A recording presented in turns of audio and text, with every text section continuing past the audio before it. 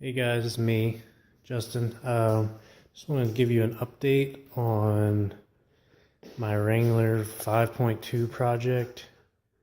It's been moving pretty slow. I've had a lot of things going on around the house and being out of the country for a little bit, but just wanted to let you know what parts I got, where I'm at with those, and I guess what I have left to get before I can actually put this thing in there and figure out all the wiring.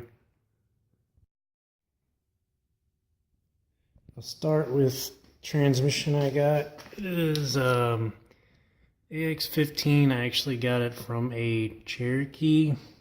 I met an old guy at a swap meets, and he's got a lot of these laying around. I actually pretty much stole it from him. He sells these for $100. This one had he said a little over 120,000 miles. He parts out Cherokees on eBay, but he doesn't sell the drivetrain parts because he doesn't like the idea of somebody getting something and it might actually, not be in great condition. But this one seems decent condition, at least, what you can tell with it being out of the vehicle. It goes through every gear and everything's tight. I'm working on clocking this so that the transfer case will mate to it. Obviously the XJs hangs down about 10 degrees lower than the TJs, so all you have to do is drill some new holes slightly to the right of the ones that are existing. But I had to go get another drill bit because I'm actually the only one I have is a little too big or a little too small, so the hole size is actually 7/16. So I did that, and I got the transfer case from the same guy for $100. That one came out of a 99 Cherokee. Went to the junkyard and pulled a harness out of a 97 Ram and went ahead and labeled everything while I was there. I got to clean that up before I start stripping it down. The engine I got is, as you can see, I've been trying to clean up everything. This was that, just base gray aluminum, but that likes to soak up any kind of oil or gas or anything you drop on it. So I had to clean it up, put some grill paint on there and some really good clear coat. I wrapped the rails in some whatever it's called, high heat tape or whatever. I use it on the race cars I build so they don't get vapor lock and the fuel doesn't boil in the rail. But did that because it was all rusted and I didn't really feel like cleaning up the rail and thinning it out on the walls too much. So I did that. This is the engine. I tore it apart. I already put the heads back on and everything looked really good. There's no buildup anywhere that I could find. Very little oil in the intake manifold. Everything is really tight. I got this engine for $200 actually. Originally I was supposed to pick it up for $350 and I went to meet the guy and he wasn't there. He had something come up, he felt so bad, he knocked off $100, so it was at $250. Then he actually had a bell housing I needed for mating the AX15 to this engine, which is really hard to find. People that do have it know it's hard to find, so they want like $300, $400 just for the bell housing, or I have to buy the whole transmission, which I can't use and don't need. So I went there to get the bell housing, and the bell housing was actually shattered. I guess the clutch came apart somehow, shattered the bell housing. So that kind of screwed me on that one. That's really the only reason I bought this engine, is because I knew he would cut me a deal on everything else. But he ended up knocking another $50 off just because he didn't have the bell housing that I wanted. So $200. Engine has a little over 108,000 miles on it. Went ahead and labeled the harness in my Wrangler. I haven't pulled it out yet. I've been kind of lazy, but ordered a bunch of parts. It should be here sometime this week or next week. Ended up spending like 200 and something odd dollars on Rock Auto, getting all the little things you need. Of course, you spend more on shipping than you do for parts now with them. But anyway, I think that's all that I've really done. I know it's not that great.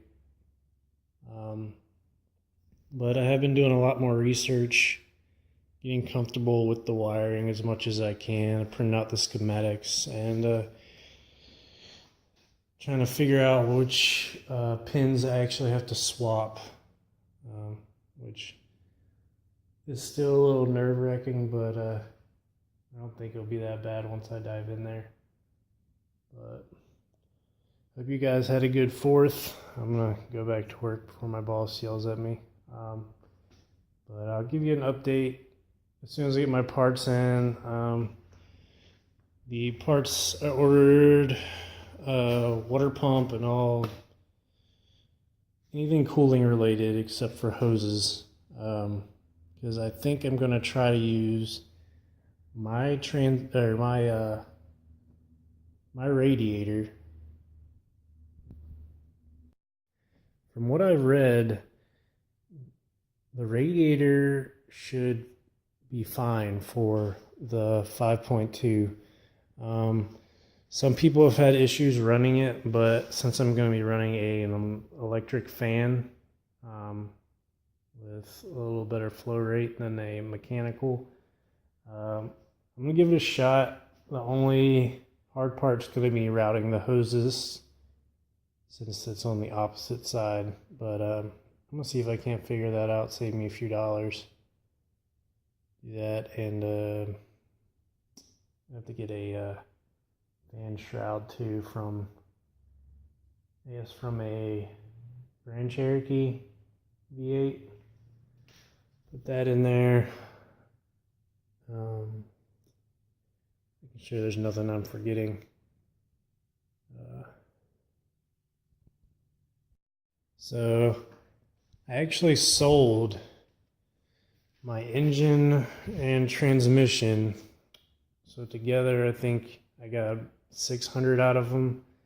So that actually covered the donor engine and transmission together I have in $300, which, V8 compared to a 4-cylinder is awesome.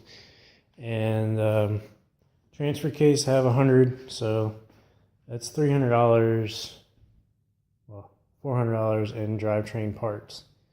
So I think I'm going to try to use the factory location for the transmission. That way I can keep the drive shafts the way they are. I'm actually running a stock rear TJ drive shaft and obviously stock front. My Jeep really doesn't have a lot going on for suspension.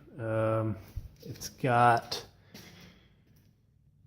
just the rear outboard location for the shocks, and then I'm actually on just your standard budget boost spacers. I might have to run some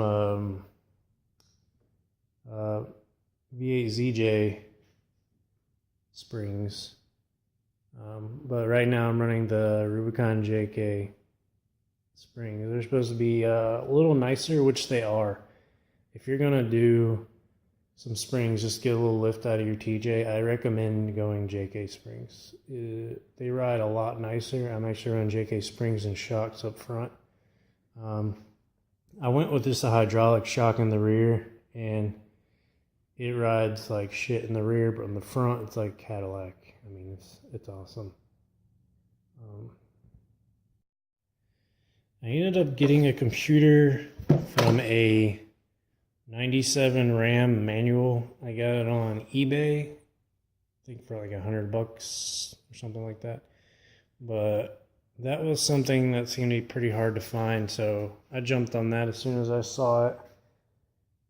Like I said, I'm still looking for the bell housing. I have a guy that is going to meet me hopefully this weekend, if not the next. And he's supposed to sell it to me for $100, just the bell housing. There was a few bell housings on carpart.com, and they were actually reasonably priced. There's a few on there for like $60 or $80, I think. Well, I ended up calling the junkyard, and the guy was telling me it was a waste of his time, more or less. He had the part on carpart.com. I called him to see if I could pay for shipping to get the part, because it was in Virginia and I'm in North Carolina.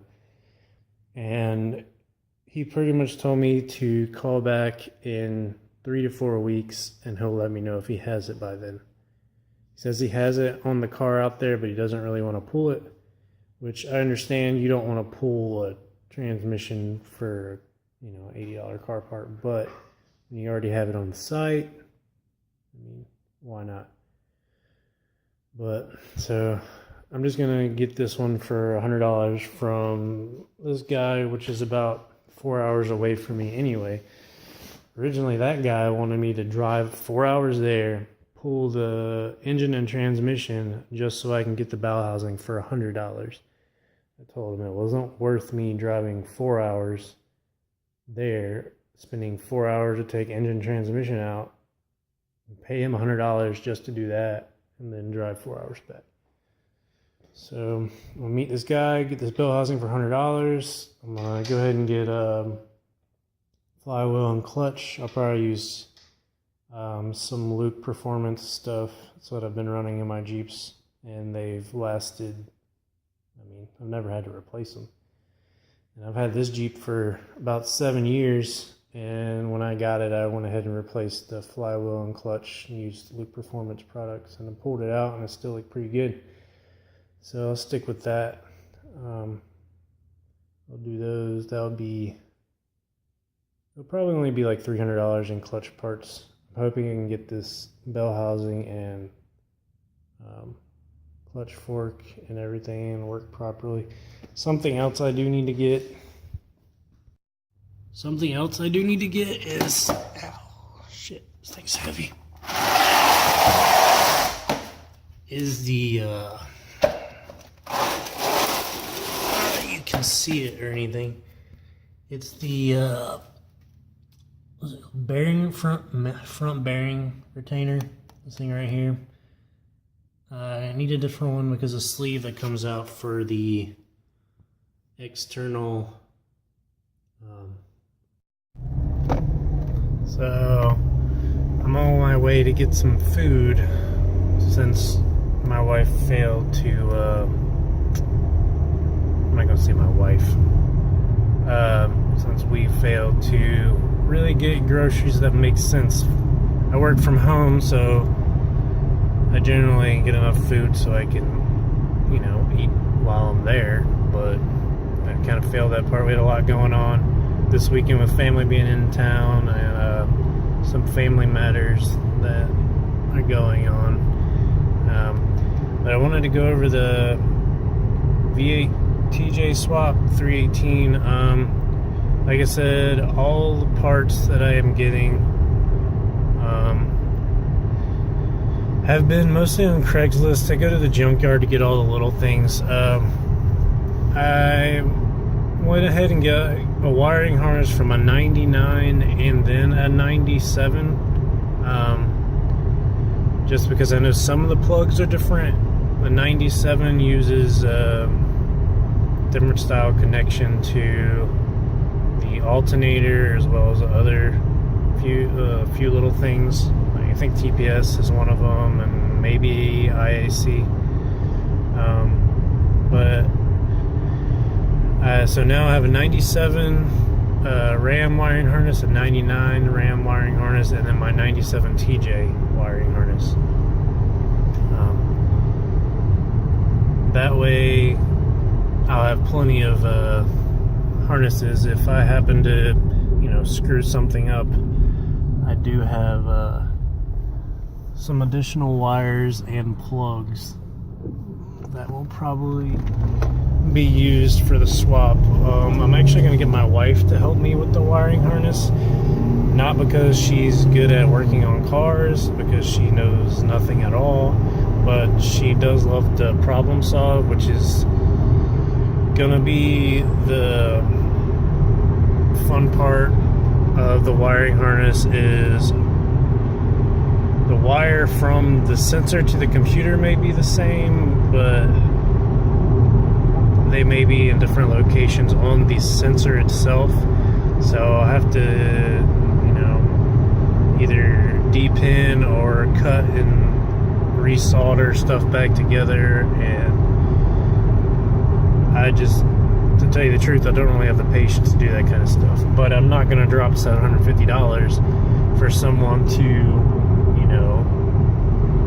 generate a wiring harness that I could do myself, within a couple of days.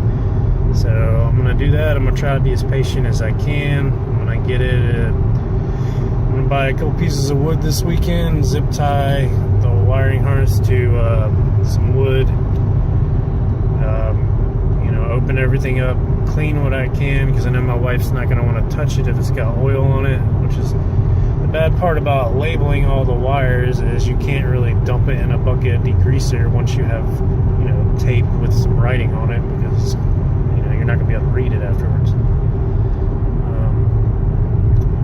So I'll do that. Hopefully I'm going to start that this weekend. I guess it depends on if I go get the belt housing from that guy, because that's going to take all day. So if it's not this weekend, it's going to be the following weekend. Well, thanks for watching. If you did watch, if you skipped, well, sorry. I'll try to be more entertaining next time. Maybe I'll post up some videos of my 4-cylinder TJ before it was a 0-cylinder TJ.